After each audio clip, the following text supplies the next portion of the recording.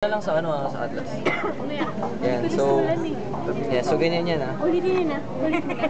Oo. Hanggang loob. So ganito yung loob.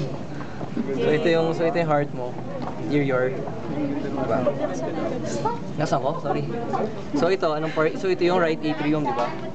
Right atrium. Right atrium merong yung parang lingula. Auricle. Tapos meron ka rin sa left auricle. Then right ventricle, left ventricle.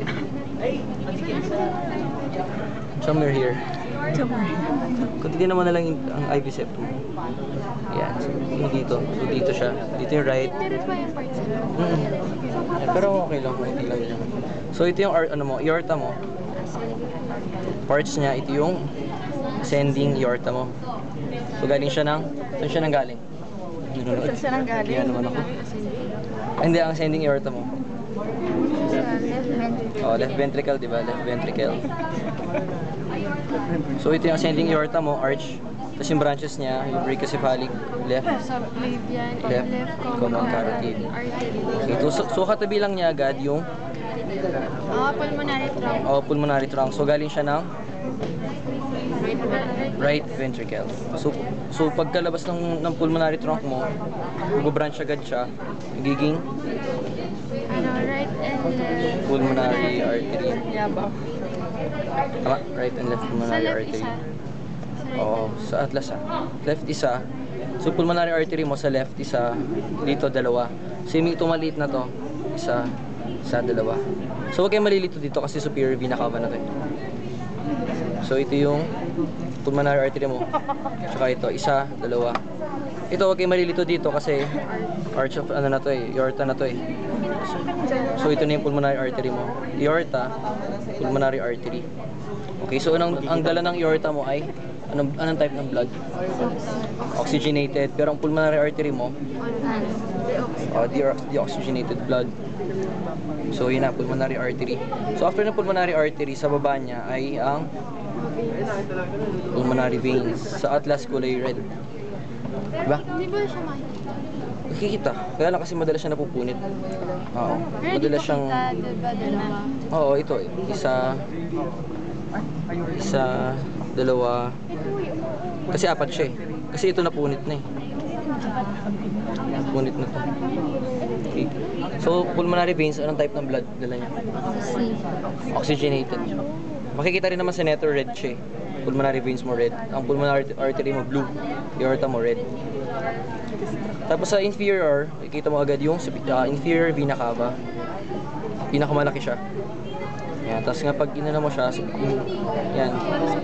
Superior vena cava na yung niya. Kasi right atrium tumatagos. Sa taas, superior vena cava. Sa ilalim, inferior vena cava. So, ang pinakamalaki? Hindi naman. Oo, siguro. Siguro. Hindi sa mga valve. Okay. Yung mga valve, kailangan na. i-differentiate mga anterior, So, loob na. Auricle. Yan. diba?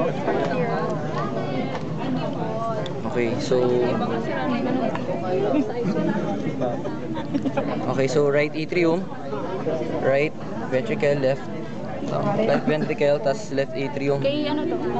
Okay. So right ventricle, left ventricle. Nang? Right Atrium. Kasi makikita mo dito sa actually ba? Siyempre dito sa vena cava makikita mo agad siya. Ngayon naman kung nakabukas siya, makikita mo malaking space talaga niya tapos meron siya kasi sa loob. Makapansin mo sa posterior part niya, meron siyang smooth part dito.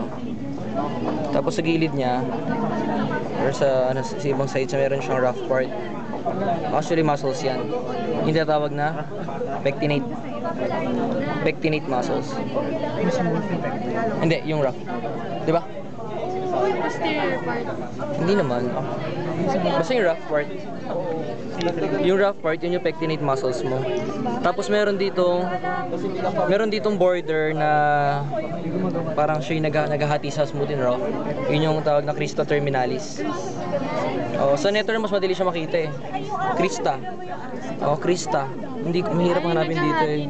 Basta parang nasa Krista. Sa labas, ang tawag sa kanya daw, sulcus. Sulcus. Oh, hindi ko na makita rin sulcus.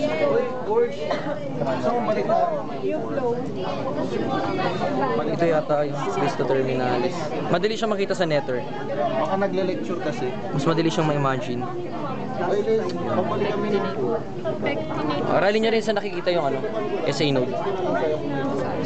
Sa, ha? Hindi, wala siya dito eh. Pero minsan, nga to no. Yung essay note, saan siya nakalagay? Parang terminalis. Apek. Sulcus, alam ko sulcus na nasa labas. Yung katapat niya. Check nyo nga, hindi ako sure. Ayan, to. Ito, makikita nyo agad itong part na to. Ito yung interventricular septum.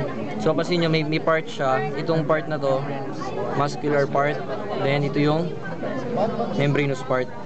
Yan, madali lang to. Ito muscular part, muscle siya. Tapos ito yung membranous part siya ng...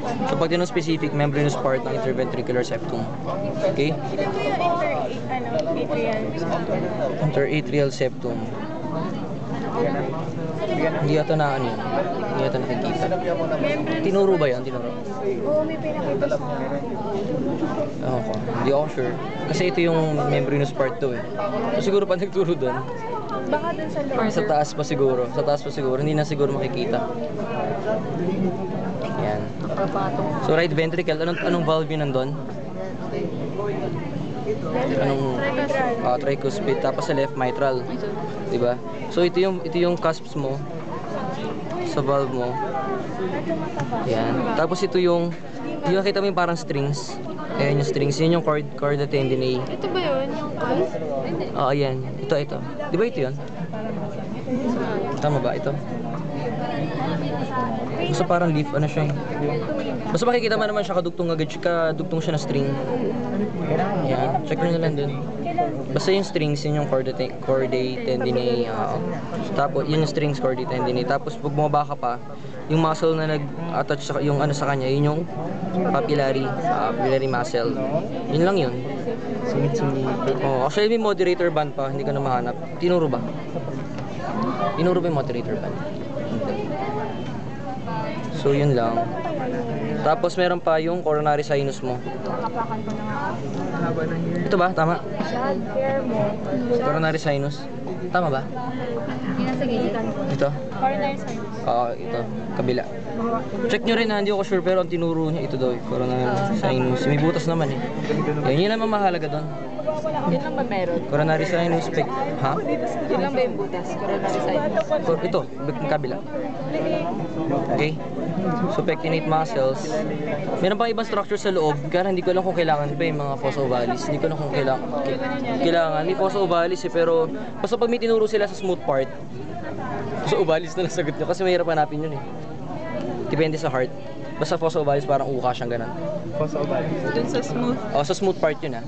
Sa rough part, makikita mo doon pectinate muscles. So sa rough part, pectinate muscles, sa smooth, yung makikita ka dyan fossa ovalis. Tapos interventricular septum, membranous part, muscular part, left and right coronary sinus. Tama? Left and right coronary sinus. Tapos ito yung strings mo yung Hindi. ano yung strings?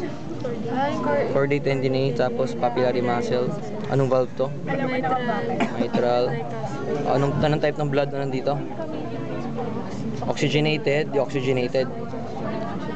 Yun lang. Tandaan nyo yung type ng blood na dala niya. Tapos saan siya mag-end, saan siya pupunta. Para yung left mo, punta siyang aorta o tinatanong din yun. Yun lang. Yun lang alam ko eh. Abdomen, ako po patay. Okay, Okay na. coming daw.